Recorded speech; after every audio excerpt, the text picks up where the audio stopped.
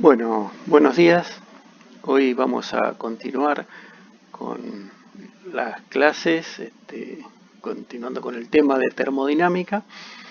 Y lo que vamos a ver, a empezar a ver son los principios de la termodinámica, así como la mecánica se desarrolló a partir de las tres leyes de Newton. Si ustedes se acuerdan, ¿no? La ley que decía que todo cuerpo libre de interacciones continúa en el estado en que se encontraba, y que constituye la ley de inercia. Nosotros acá teníamos como ley cero de la termodinámica aquella que yo les conté hace algunas clases atrás, de que si un cuerpo estaba en equilibrio con un segundo cuerpo y ese segundo cuerpo con un tercero, entonces el primero y el tercero iban a estar en equilibrio, y se entendía como equilibrio termodinámico a el que no hubiese intercambio de calor, o no hubiera intercambio de energía en forma de calor entre los distintos cuerpos, y para que eso suceda los cuerpos tenían que estar a la misma temperatura. Y aparecía entonces el concepto de temperatura, y ahí hicimos toda una clase para ver cómo la medíamos, y luego que introdujimos la noción de calor vimos que el cambio de temperatura era el motor que provocaba los intercambios de calor, y que cuando uno entregaba calor a un sistema, ese sistema cambiaba su temperatura.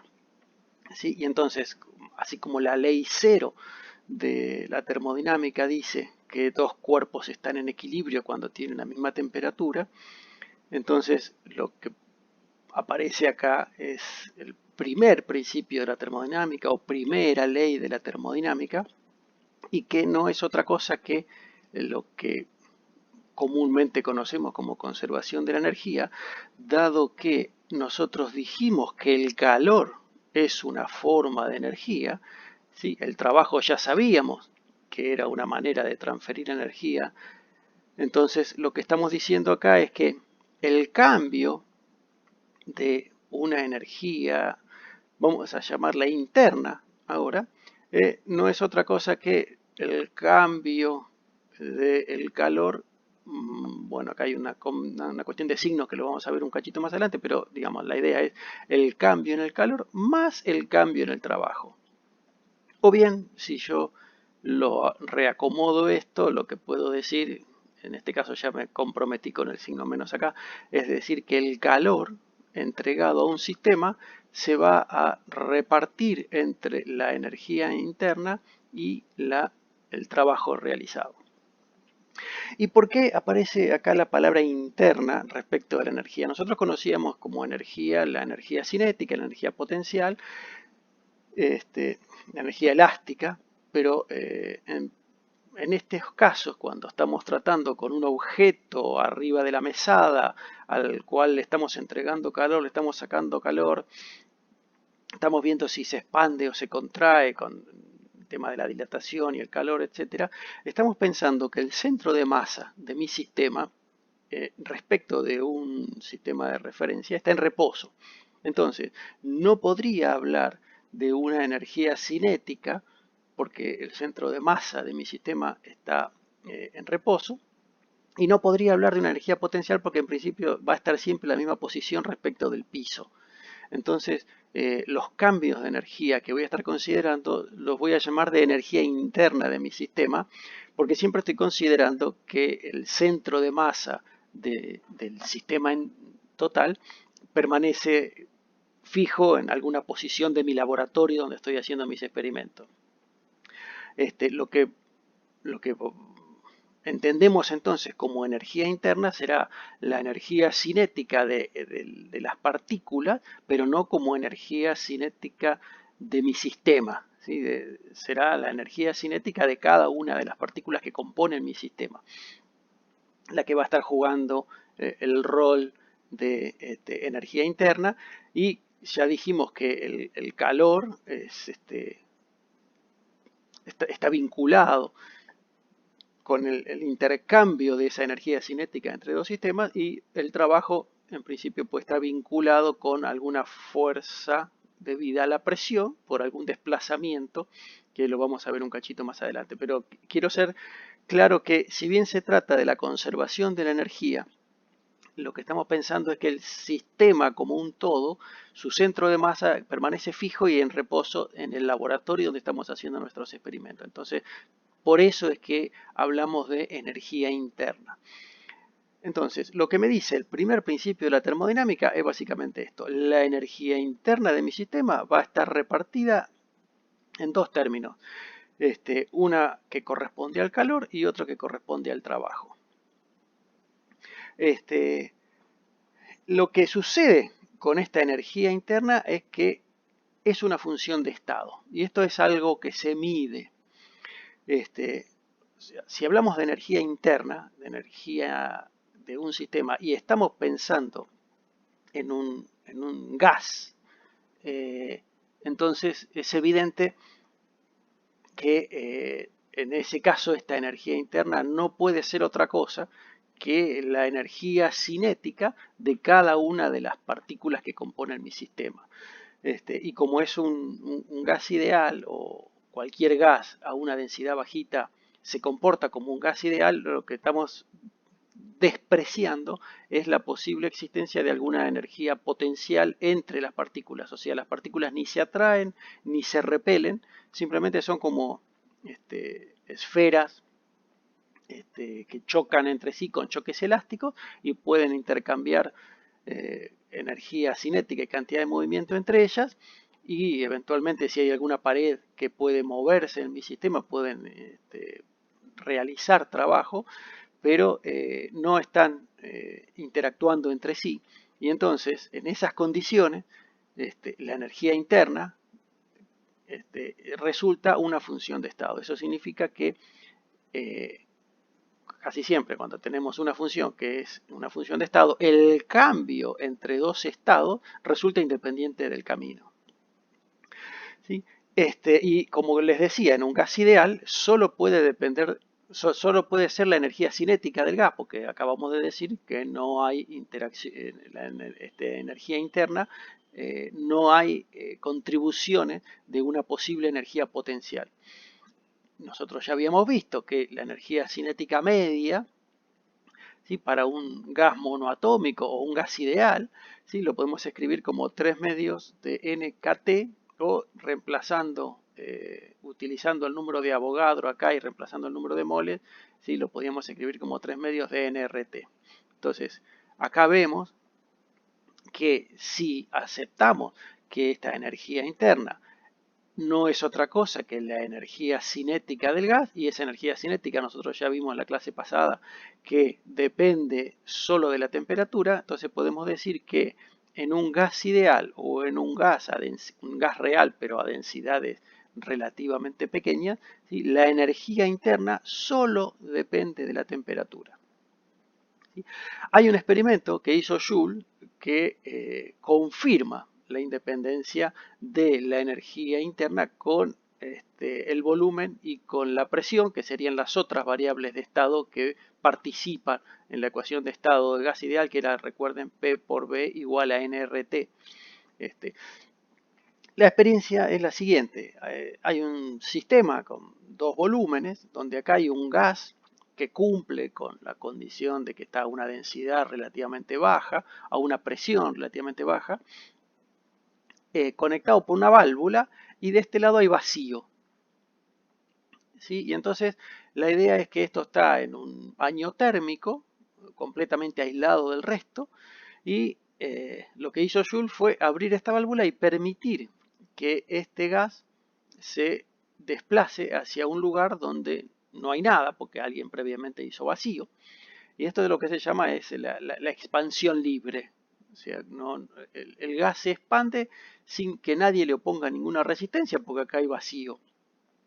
Entonces, una vez que yo abro el sistema, claramente la presión final y la presión inicial van a ser diferentes, porque si acá tengo un determinado número de moléculas que ahora van a estar repartidas en dos volúmenes, la densidad de moléculas que voy a tener ahora, después que abra la válvula, va a ser menor, y entonces el número de choques por unidad de tiempo, por unidad de área va a ser menor, con lo cual la presión, una vez que yo abro esto, va a ser más chica, la presión final va a ser más chica que la presión inicial, pero la idea es que la presión cambió.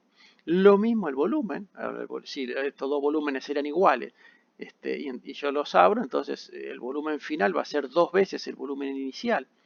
O sea, pero claramente el volumen es distinto, y lo que se ve es que la temperatura es la misma.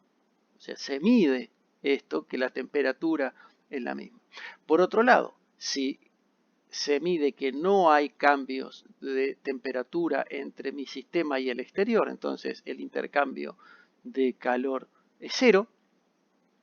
Por otro lado, el sistema no realizó trabajo, porque cuando se expandió el gas, acá no había nada con lo cual las partículas pudieran empujar lo que sería algo, una pared, una parte de mi sistema, de modo que realicen trabajo contra algo. Simplemente, como acá había vacío, las partículas del gas pudieron pasar para acá y se expandieron libremente, entonces tampoco hubo trabajo, no hubo intercambio de calor, ¿sí? Y como la energía interna, y tampoco hay cambio en la energía interna, entonces evidentemente la energía interna, si no hubo trabajo y no hubo calor, no hubo cambio en la energía interna, y lo único que se mantuvo constante fue la temperatura, porque el volumen cambió, la presión cambió, entonces resulta evidente que con este simple experimento, y midiendo la temperatura que no cambia, y midiendo la presión que sí cambia y el volumen que sí cambia, es evidente que la energía interna solamente puede depender de la temperatura. Entonces, insisto, esto es cierto para todos los gases ideales, o sea, para el gas ideal que es el que estamos estudiando. Y se aproxima muy bien para absolutamente todos los gases reales con una densidad que esté lejos de llegar a la condensación o a que se produzcan cambios de fase. Cualquier gas en un cilindro a presiones de 1, 2, 3 atmósferas cumple exactamente con esto que tenemos acá, y lo podemos considerar como un gas ideal. Pero entonces lo que tenemos es lo siguiente. Ahora lo que van a aparecer, vamos a utilizar siempre la ecuación del gas ideal, ¿sí? Que P por B es igual a nRT.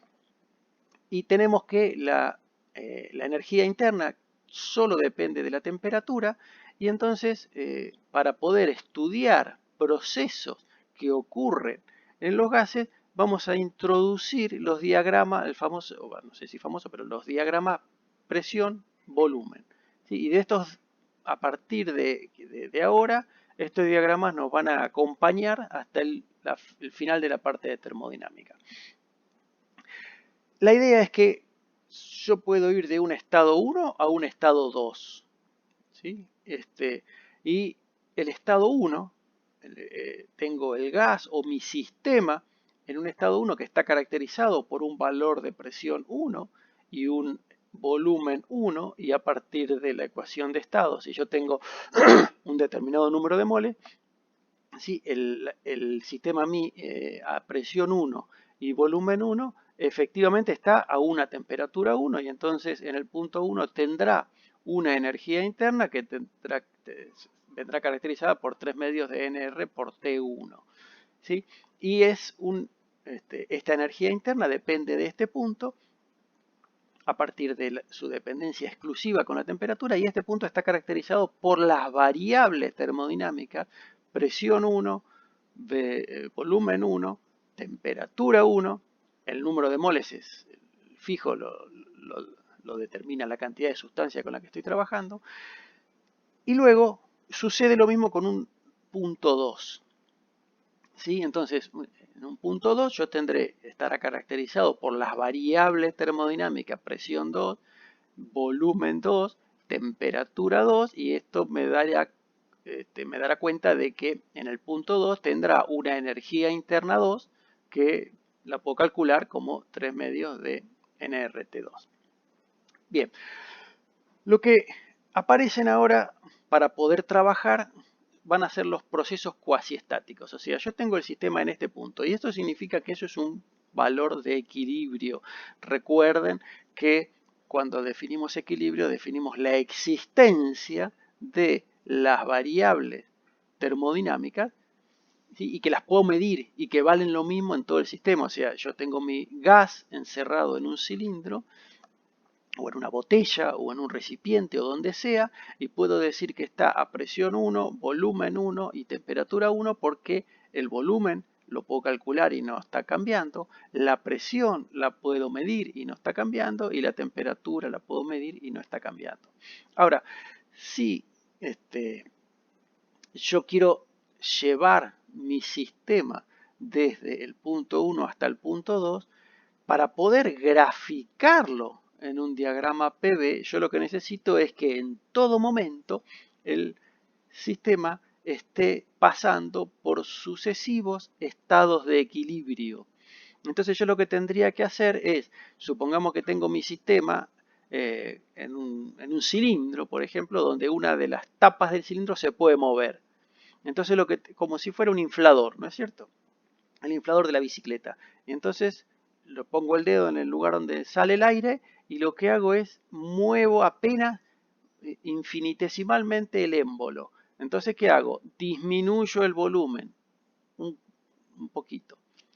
Bueno, en realidad estoy aumentando el volumen si me muevo para allá, ¿no? Aumento el volumen un cachito. Entonces, en esa situación, la presión va a cambiar porque las partículas tienen más volumen para moverse, y también cambiará la temperatura. Pero entonces lo que tengo que hacer es cuasiestáticamente, ¿sí? De acá los procesos cuasiestáticamente yo voy cambiando, voy expandiendo de a poquito, muy lentamente y dejando el tiempo suficiente para que el sistema encuentre nuevamente el equilibrio, y lo que tendría para ir desde el punto 1 hasta el punto 2 es una sucesión de puntos acá, ¿sí? Que por simplicidad vamos a graficar con una línea continua, ¿sí? Pero lo que estamos haciendo básicamente es ir desde el punto 1 hasta el punto 2 siguiendo alguna trayectoria, relacionando la presión, relacionando el volumen y relacionando la temperatura. Y lo que vamos a ver en lo que queda de esta clase y parte de la clase que viene es cómo es que uno se las ingenia para poder caracterizar los procesos, ¿sí? Que ocurren en un gas en los distintos caminos. Y cuando hablo de caracterizar los procesos, lo que nos va a interesar es calcular la energía interna de mi sistema, calcular el calor y calcular el trabajo. Esto sería a partir del primer principio de la termodinámica y de un que me habla de la conservación de energía, es decir, bueno, cómo es que yo puedo aprovecharme de esa conservación de la energía para poder predecir qué le va a pasar a mi sistema si yo voy de acá hasta acá por tal camino o por acá o una cosa así, o por estas curvas que están acá. La idea es que lo que vamos a hacer es usar siempre procesos cuasiestáticos, que son una sucesión de puntos de equilibrio, y la idea es ir pudiendo calcular a lo largo de la trayectoria cómo cambia la energía interna, cómo es el trabajo que realiza o le realizan al sistema, y cómo es el intercambio de calor de mi sistema con el medio o entre el medio y el sistema. Eso es lo que vamos a ir tratando de familiarizarnos a lo largo de esta clase. Entonces vamos a empezar, sabemos que la definición de trabajo, ¿sí? Sabemos que el diferencial de trabajo es el producto escalar de la fuerza por el diferencial de desplazamiento. Entonces, si tenemos el caso del inflador, ¿no? El cilindro con un émbolo móvil.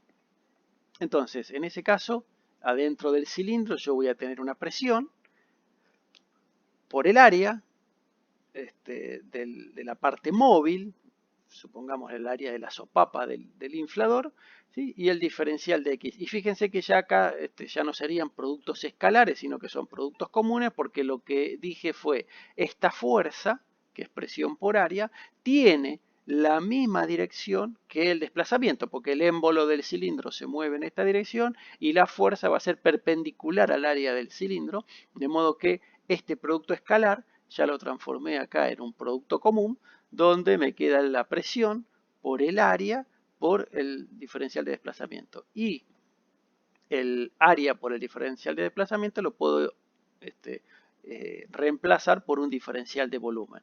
Quiere decir que cuando estoy con un sistema de en gas, en un émbolo, entonces el trabajo lo puedo escribir como la presión por el cambio de volumen. El diferencial de trabajo será P por diferencial de B.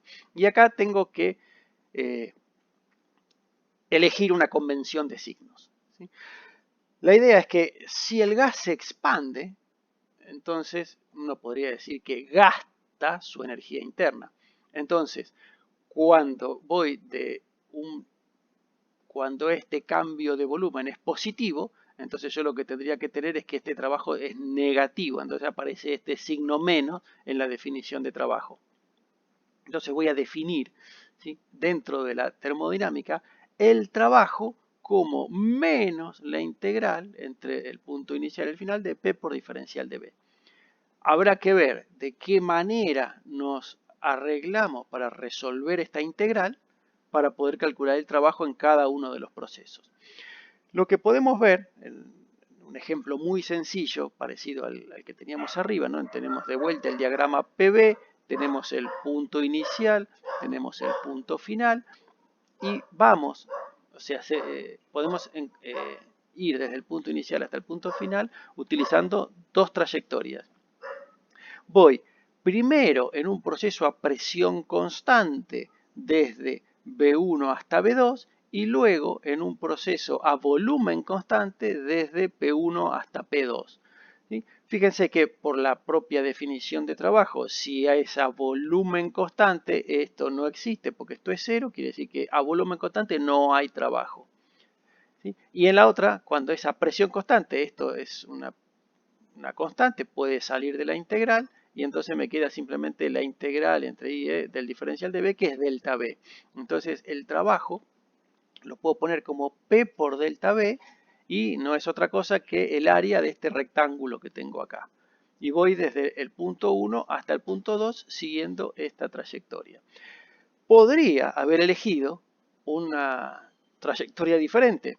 Primero, ir desde a volumen constante desde P1 hasta P2 y luego desde el volumen 1 hasta el volumen 2 a presión constante, y usando el mismo razonamiento que usé acá para resolver lo que tengo es que el trabajo realizado para este segundo camino es el área de este rectangulito que tengo acá abajo, ¿no? Es el área bajo la curva.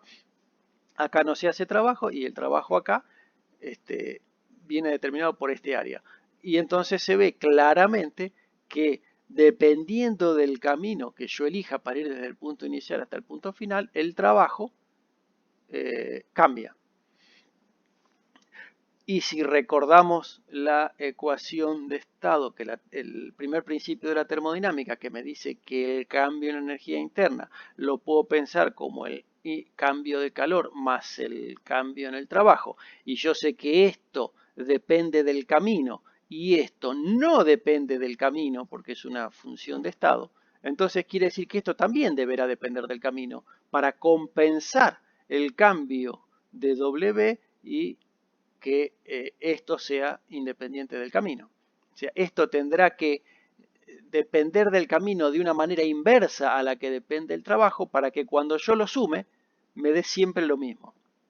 Y entonces, este ejemplo sencillo que vimos acá para el trabajo, que resulta evidente, entonces lo que nos da cuenta es que el trabajo no es independiente del camino y entonces el calor tampoco tiene que ser independiente del camino, ya que entre el trabajo y el calor tendrán que compensarse para que la diferencia de energía interna entre este punto y este punto valga siempre lo mismo, porque la energía interna sí es una función de estado y esa es independiente del camino. Entonces, lo que vamos a ver es procesos que hay distintos caminos o distintos procesos que podemos encontrar y cómo vamos a poder ir calculando el trabajo, el calor y el cambio en energía interna para ir desde un estado inicial a un estado final. Entonces, acá lo que vimos fueron procesos a presión constante, procesos a volumen constante y ya vimos que cómo calcular el trabajo, que resulta trivial. Otro tipo de proceso puede ser una isoterma. O sea, ¿qué significa una isoterma? Significa que no cambia la temperatura. ¿Sí? Si la temperatura no cambia, o sea, si esto es una constante, entonces el producto de dos cosas que me da una constante, no me queda más remedio que sea una hipérbola, ¿no? Es la forma matemática de una hipérbola es una inversamente proporcional, es P y B. Entonces, quiere decir que si yo voy desde el estado 1, caracterizado por P1, B1 y T1, estaría llegando a través de una isoterma a un estado P2, B2, donde T sigue siendo T1, porque la temperatura no cambió. Entonces, si quiero calcular el trabajo a partir de la definición entre B1 y B2, entonces lo que tengo es que reemplazar a partir de la ecuación de estado el valor de P como nRT sobre B, entonces me queda que el trabajo entre B1 y B2 es nRT, nRT sobre B, es lo que yo reemplacé acá y ya tenía el de B, entonces esto es una constante, porque recuerden que estamos en una isoterma, esto no cambia, todo esto puede salir de la integral, y entonces lo que me queda es la integral del diferencial de volumen sobre volumen, eso no es otra cosa que el logaritmo, aplicando la regla de Barrow tengo el logaritmo del volumen 2 menos el logaritmo del volumen 1, ¿sí? Y por propiedades de los logaritmos yo puedo poner que el trabajo en una isoterma es nRT, el logaritmo natural de B2 sobre B1. Y la idea es decir, bueno, ¿cómo se calcula el calor?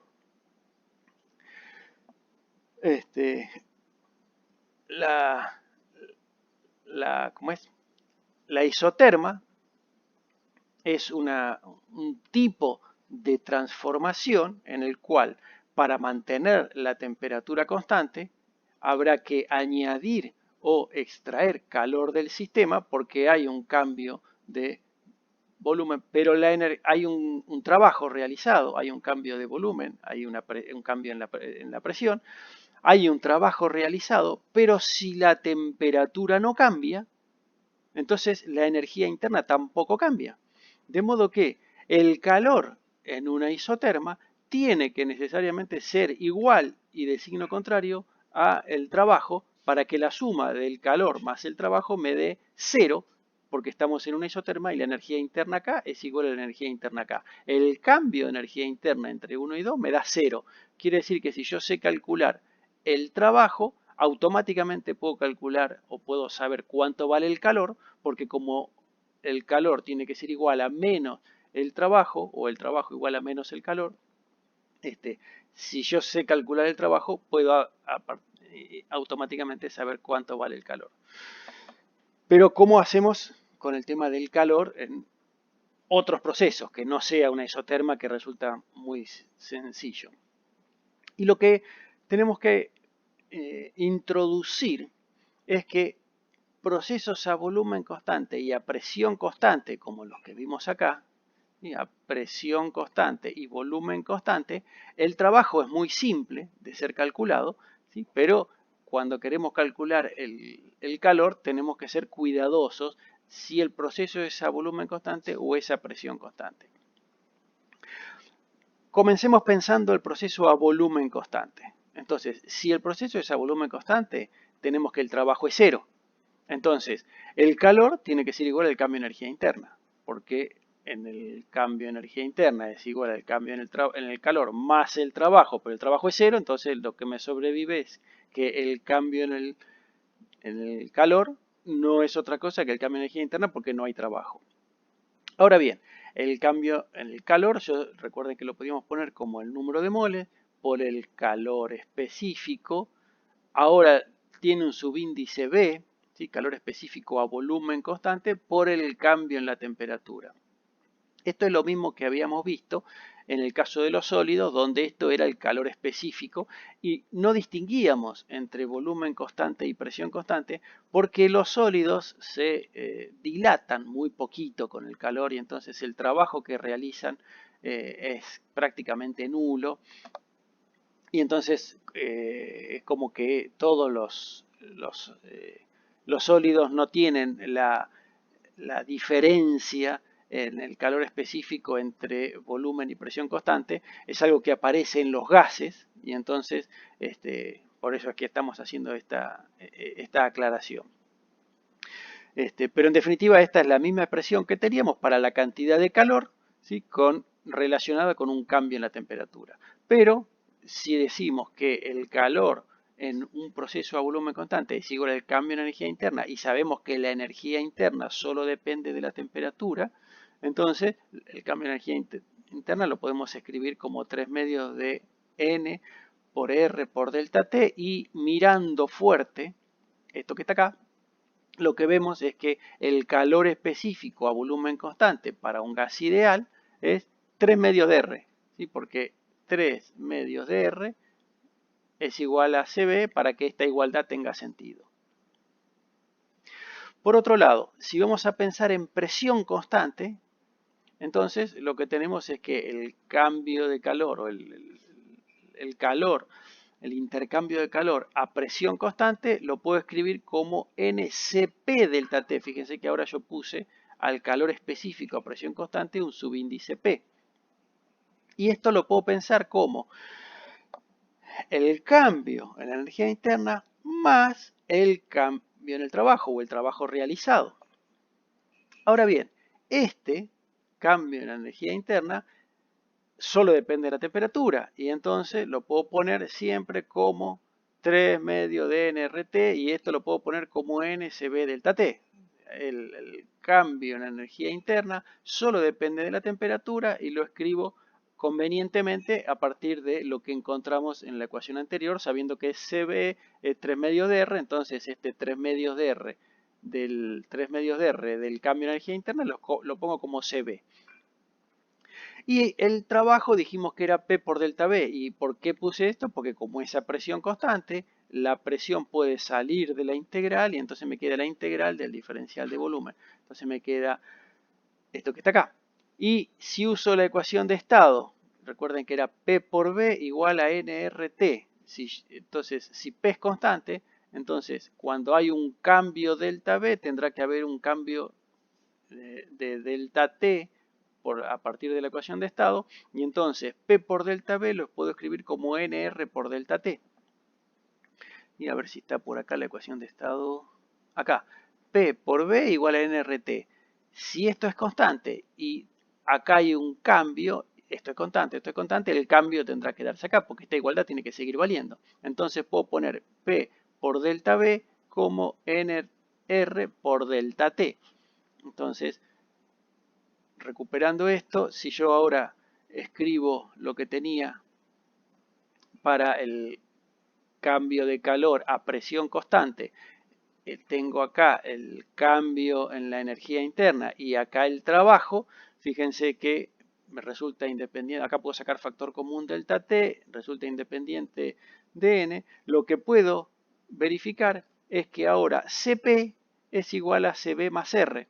Entonces, CP, el calor específico a presión constante, es igual al calor específico a volumen constante más R. Y este era 3 medios de R, de modo que cuando yo le sumo el calor, le sumo la R de esta expresión, me da que el calor específico a presión constante es 5 medios de R. Quiere decir que el calor específico a presión constante es más grande que el calor específico a volumen constante. Eso significa, o sea, se justifica por el hecho de que si yo le entrego calor a un sistema a volumen constante, todo ese calor va a parar a aumentarle la temperatura a mi sistema. Ahora, si yo le entrego calor a mi sistema a presión constante, mi sistema puede hacer trabajo. Entonces, toda esa energía que yo se la doy a mi sistema en forma de calor, mi sistema la puede repartir entre aumentar la temperatura y realizar trabajo. Entonces, por eso es que el calor específico a presión constante es más grande que el calor específico a volumen constante. Sí, entonces, cuando querramos calcular el calor en un proceso a presión constante o a volumen constante, tendremos que usar estas expresiones que tenemos para CB como 3 medios de R o CP como 5 medios de R. ¿Sí? Entonces quiere decir, hasta ahora ya sabemos calcular el trabajo y el calor en procesos a presión constante, a temperatura constante y en un proceso isotérmico. Hay además lo que se llaman procesos adiabáticos. Un proceso adiabático es un proceso en el cual lo que es cero es el intercambio de calor, o sea, lo que está sucediendo es que el sistema no puede intercambiar calor con el medio, no puede ni recibir ni entregar calor al medio. Entonces, según el primer principio de la termodinámica, el cambio en la energía interna será igual al trabajo realizado sobre el sistema. Y entonces, en un proceso adiabático donde el intercambio de calor es cero, lo que me queda es que el diferencial o el cambio diferencial de la energía interna lo puedo poner como menos el cambio en el trabajo. ¿Sí? Entonces lo que tengo acá es que esto siempre lo puedo escribir como NCB diferencial de T y utilizando la expresión del gas ideal para reemplazar P, yo sé que P es nRT sobre B y entonces acá me queda el diferencial de B. Esto igualado a 0, entonces si saco factor común n me queda un producto de dos cosas igualadas a 0. Entonces como n no es 0, lo que tiene que ser 0 es el resto. Y llego a esta expresión donde tengo un diferencial de t sobre t, un diferencial de b sobre b y un cociente de r y cb. Para simplificar esta ecuación que tengo que resolver, esta es una ecuación diferencial, lo que voy a recordar es que Cp menos Cb es igual a R. ¿Sí? Y Cp menos Cb dividido Cb lo voy a, o sea, Cp sobre Cb lo llamo gamma. Y entonces Cp menos Cb dividido Cb, fíjense, esto es gamma y esto es 1, me queda que esto es gamma menos 1. Pero Cp menos Cb es R, entonces R sobre Cb es gamma menos 1. R sobre Cb lo reemplazo por gamma menos 1. Este cociente de Cp y Cb igual a gamma es algo que va a aparecer muy a menudo, por eso es que lo estamos introduciendo en esto. Y entonces ahora, si resolvemos esta ecuación diferencial, lo que nos queda es el logaritmo de t más gamma menos 1 logaritmo de b igual a una constante. ¿Sí? Y por propiedades de los logaritmos, el logaritmo de la suma es el producto de los argumentos y acá tengo una constante multiplicada por el logaritmo, lo que tengo que es el logaritmo elevado a la constante que multiplica, ¿sí? Lo que tengo es el logaritmo de t por b a la gamma menos 1 igual a una constante, pero si el logaritmo de algo es constante es porque el algo que está acá adentro es una constante. Entonces lo que tengo es que t por b a la gamma menos 1 es una constante que evidentemente es distinta a esta constante. No son la misma constante. Pero lo que sí sé es que el producto de t por b a la gamma menos 1 va a valer siempre lo mismo en una diabática. ¿Sí? Entonces eso significa que si voy desde un punto 1 hasta un punto 2, donde el punto 1 está caracterizado por T1 y B1 y el punto 2 por T2 y B2, lo que voy a tener es que en la adiabática se va a verificar esta relación que tengo acá. T1 por B1 a la gamma menos 1 es igual a T2 por B2 a la gamma menos 2, a la gamma menos 1. ¿Sí? Y usando la ecuación de estado de que la temperatura la puedo poner como la presión por el volumen dividido en R, entonces lo que me queda es que P por B sobre NR, esto estaría reemplazando T por B a la gamma menos 1 es igual a constante, pero acá tengo un producto de potencias de igual base, lo que tengo es que este B cuando lo multiplico con este me suma 1 al exponente, entonces me queda P por B a la gamma, y como esto ya era constante, lo que tengo es que la relación entre las presiones y el volumen en una adiabática es P por B a la gamma igual a constante. O sea, tengo T por B a la gamma menos 1 igual a constante, o bien P por B a la gamma igual a constante. O sea que en una adiabática que parto de P1, B1 y llego a P2, B2, lo que se va a verificar es que P1, B1 a la gamma es igual a P2, B2 a la gamma. Estas son las relaciones que van a existir entre las variables termodinámicas siempre que me esté moviendo en una adiabática. ¿Sí? Lo mismo entre la temperatura 1 y la temperatura 2 dentro de la misma adiabática. Y si quiero calcular el trabajo en una adiabática, yo sé que el trabajo es igual al cambio de energía interna. Entonces, el trabajo lo puedo expresar como el cambio de energía interna y siempre el cambio de energía interna lo puedo poner como NSB delta T. Y si pongo, recuerda que está el signo menos, porque el cambio de uno es menos el cambio del otro. Entonces lo que tengo es que NSB delta T lo puedo poner como, bueno, T2 menos T1, y con este menos lo que hago es invertir el orden de la resta en el paréntesis, y si ahora reemplazo T1 y T2 por la expresión que viene de la ecuación de estado, entonces lo que me queda es que acá NSB por P1B1 sobre NR menos P2B2 sobre NR. Este NR lo puedo sacar factor común de este cociente, de esta resta digo, y entonces si divido todo por CB, el N se me simplifica, fíjense que me queda P1B1 menos P2B2 y acá me queda dividido R sobre CB, pero R sobre CB dijimos que era gamma menos 1.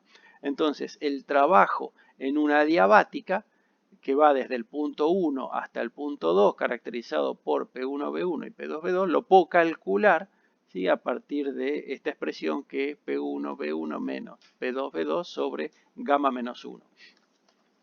Quiere decir que a lo largo de la clase de hoy lo que hicimos fue haber introducido el primer principio de la termodinámica, ¿sí?, donde aprovechamos la idea de que el calor es una forma de energía y que el trabajo ya sabíamos que era una forma de energía, y entonces apareció el primer principio de la termodinámica que dice que la energía interna de un sistema se va a repartir entre calor y trabajo, y que estas dos funciones no son funciones de estado, pero sí es función de estado la energía interna. Y lo que hicimos fue, a partir de distintos procesos que me lleven desde 1 hasta 2, fuimos calculando o fuimos viendo la forma de calcular el trabajo y el calor para cada uno de los procesos que van entre un punto 1 y un punto 2 en el diagrama PV, ya sea que voy en procesos a presión constante, a presión constante, a volumen constante, a temperatura constante o en procesos adiabáticos. Para cada uno de los procesos que fuimos analizando, fuimos viendo cuál es la forma que tienen cada una de las dependencias de las variables termodinámicas en esos procesos, y aprovechando esas dependencias para el gas ideal, cómo encontramos el trabajo y el calor en cada uno de esos procesos. Quiere decir que ahora estaríamos en condiciones, después de haber hecho esto, de empezar a analizar en un diagrama PV qué pasa cuando hago una trayectoria cerrada. Eso significa que en la clase que viene vamos a empezar a analizar los ciclos termodinámicos, que son los que utilizan todas las máquinas térmicas que usan procesos termodinámicos para producir calor o para producir trabajo a partir de utilizar calor o para intercambiar calor a partir de que se hace trabajo sobre ellos. Así que por ahora paramos acá. En la clase que viene vamos a empezar a utilizar todas estas herramientas que encontramos a partir de la definición del primer principio de la termodinámica, en el cual pone en un plano de igualdad el calor con el trabajo, y sabemos que ambas, tanto el calor como el trabajo, son funciones que dependen del camino, y lo que hicimos fue desarrollar y calcular para cada uno de los caminos cómo es que podemos encontrar el valor del calor y el valor del trabajo a lo largo de la trayectoria. Bueno, por ahora esto es todo. Que sigan bien. Nos vemos la próxima.